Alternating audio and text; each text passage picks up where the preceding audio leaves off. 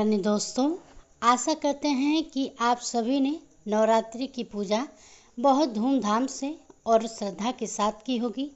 अब बारी है कलश विसर्जन की। तो आप यह भी जानना चाहते होंगे कि कलश विसर्जन की सही विधि क्या है। हम जो पूजन सामग्री 9 दिन तक प्रयोग करते हैं, उनका अंतिम दिन किस प्रकार से विसर्जन करते हैं। तो आज की इस वीडियो में आपको यह बातें सारी विस्तार पूर्वक बताई जाएगी। तो आप अगर हो सके तो वीडियो को पूरा जरूर देखिएगा। दोस्तों, कलश का विसर्जन 10वीं तिथि को ही यानी कि पूरे 9 दिन और नवरात्रि की पूजा करने के बाद करना बहुत ही शुभ होता है। नवरात्रि समाप्त होने पर विधि विधान से आप जिस दिन विसर्जन कर रहे हो, उस दिन एक बार फिर से माँ भगवती सहित सभी 9 रूपों का ध्यान करें, कलश की पूजा करें, धूप दीप जलाएं। इसके बाद मूर्ति विसर्जन और कलश विसर्जन की तैयारी करें।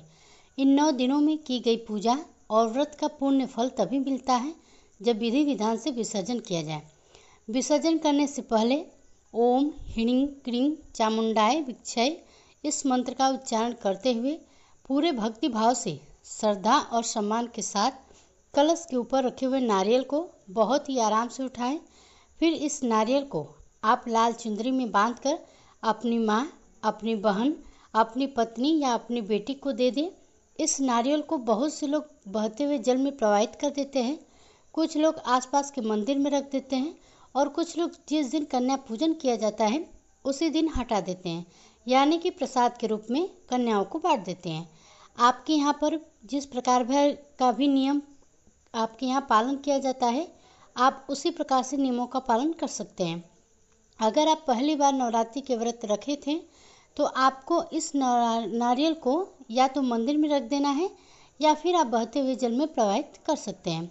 इसके बाद कलश में जो आप आम के या अशोक के पत्ते रखे हुए हैं, उन्हीं पत्तों से कलश में रखा हुआ जो जल है उसका छिड़काव पूरे घर में करना चाहिए। यह जल बहुत ही पवित्र होता है, घर में खुशहाली सुख समृद्धि बढ़ाता है। इस जल के छिड़काव से घर में सभी शुभ शक्तियों का वास हो जाता है। घर की जितनी भी नकारात्मक और बुरी शक्तियां हैं वह इस जल के प्रभाव से दूर हो जाती हैं। और कलश का जल सबसे पहले किचन में छिड़कने के बाद आपको बाकी जो आपके घर में कमरे हैं वहां पर और मुख्य द्वार पर छिड़कना चाहिए। आप याद रखें कि बाथरूम या टॉयलेट के आसपास किसी भी अन्य अपवित्र जगह पर इस कलश के जल को नहीं छिड़कना है। इसके बाद जितना भी जल बच गया हो उसे आप तुलसी के पौधे में छोड़कर बाकी किसी भी पवित्र पौधे में या किसी भी पौधे में आप विसर्जित कर सकते हैं, क्योंकि जो भी माता होती हैं उनकी पूजा में माता को तुलसी पत्र नहीं चढ़ाया जाता है। इसलिए यह जो हमने कलश की पूजा की हुई है, कलश के अंदर जल रखा हुआ है, यह माँ भगवती के नाम से ही है, हमने स्थापना की हुई है। इसलिए हमें इस जल को तुलसी के पौधे में विसर्जित नहीं करना चाहिए। जल की कुछ बूंदें परिवार के सभी सदस्यों को अपनी आँखों और अपने माथे पर लगाना चाहिए। कई बार ऐसा होता है कि 9 दिन की पूजा करने के बाद जब विसर्जन की बारी आती है तो कलश में रखा हुआ जल या तो पूरी तरह खत्म हो जाता है या कम बचता है, या तो वह पूरी तरह ही सूख जाता है। अगर आपने कलश की स्थापना के लिए मिट्टी कलश का प्रयोग किया हुआ है तो अधिकतर यह होता है कि कलश का जो जल है वह सूख जाता है या बहुत कम बचता है। फिर भी जितना भी जल बचे हैं आप उसका छिड़काव कर सकते हैं। कलश के जल में आपने जो भी सामग्री डाली है उसमें सबसे पहले आप जो भी सिक्का है उसे निकालकर अपनी तिजोरी में या अपने पर्स में या आप जहाँ पर भी आप अपने रुपये पैसे रखते हो वहाँ पर रख लें। ऐसा करने से दिन दुना रात चौगुनी आपकी तरक्की होगी, आपका धन बढ़ेगा और घर में बरकत होगी। जो भी आपके घर में अनावश्यक रूप से खर्चे हो रहे थे उसमें कमी होगी। आपके जीवन में धन की कोई कभी भी कमी नहीं होगी। और इसके बाद जो भी आपने कौड़ी या कमल के गट्टे पानी में के अंदर डाले थे तो कौड़ी को तो आप वापस से पूजा में प्रयोग कर सकते हैं। कमल गट्टे का या हल्दी की काट या लौंग सुपारी इलायची आपने जो विसर्जन कर देना चाहिए। इनका विसर्जन आपको बहते हुए जल में कर सकते हैं या फिर आप किसी भी पवित्र वृक्ष के नीचे गड्ढा करके वहाँ पर दबा सकते हैं। आपने जो ज्वारे बोए थे ये ज्वारे बहुत ही शुभ होते हैं, तो थोड़े से ज्वारे निकालकर आप अपनी तिजोरी या पर्स में रख सकते हैं। जब कोई भी समस्या हो तब आप इन ज्वारों का फिर से दर्शन कर सकते हैं। पूरे साल भर यह ज्वारे आपके पर्स में रखें और उसके बाद इनका विसर्जन कर सकते हैं। ऐसा करने से माँ भगवती की कृपा आप पर सदा बनी रहेगी। और जो भी ज्वारे हैं इनको प्रसाद के रूप में सभी लोगों को थोड़ा थोड़ा जरूर ग्रहण करना चाहिए। ज्वार को कभी भी चाकू से या कैंची से नहीं काटना चाहिए। ऊपर का जो हिस्सा होता है वह आप अपनी उंगलियों से बहुत आराम से सावधानी के साथ तोड़ लें और एक एक दो दो ज्वारे कम से कम, अधिक हो सके तो अधिक खा सकते हैं और नहीं तो कम से कम एक एक या दो दो पत्तों का सेवन परिवार के सभी सदस्यों को करना चाहिए। बाकी जो ज्वारे बच गए हैं उन्हें आप गौशाला में गौ माता के लिए दे दें।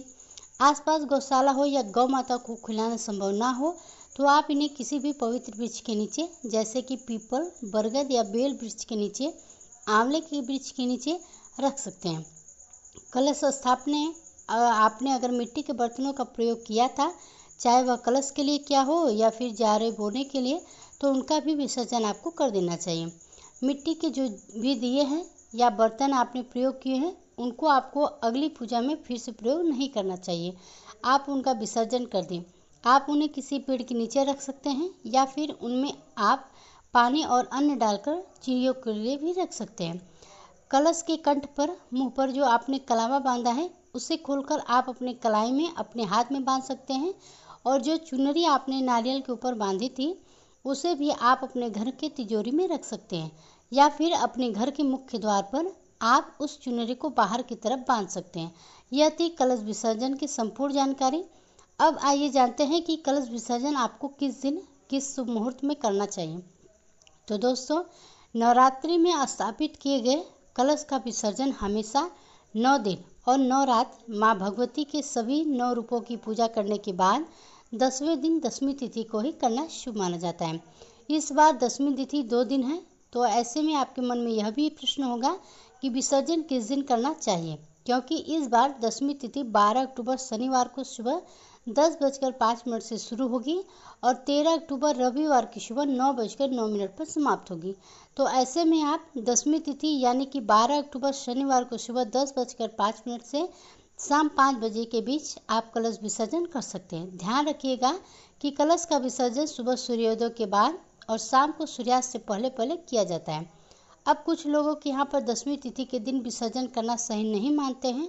अगर आपके घर में भी ऐसा होता है तो आप रविवार के दिन जब 10वीं तिथि समाप्त हो जाए तो उसके बाद शाम को सूर्यास्त से पहले पहले तक विसर्जन कर सकते हैं। हमारे यहाँ 10वीं तिथि के दिन ही विसर्जन किया जाता है, इसलिए हमारे यहाँ की जो मान्यता है वो मैंने आपको इस वीडियो में शेयर किया। अगर आपके यहाँ एकादशी तिथि को विसर्जन किया जाता है तो आप हमें कमेंट बॉक्स में ज़रूर बताइएगा।